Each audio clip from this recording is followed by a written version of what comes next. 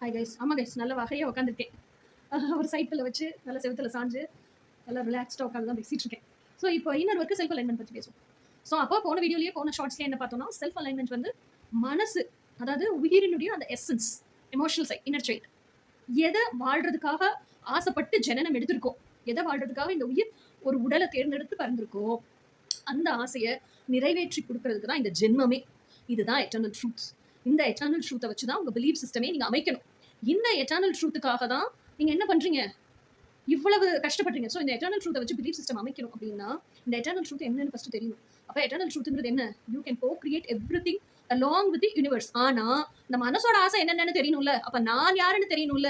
எல்லாரும் முன்னாடி காமிச்சிட்டு இருக்க டைனமிக்கா திறமையுள்ள நானா இல்ல என்னுடைய இன்னர் எசன்ஸ், இந்த கனவுகளையும் இந்த கற்பனைகளையும் இவ்வளவு ஆசைகளையும் வாழ துடிக்கும் நானா அப்படிங்கிறது உங்களுக்கு தெரியணும்ல. So you should know who am I.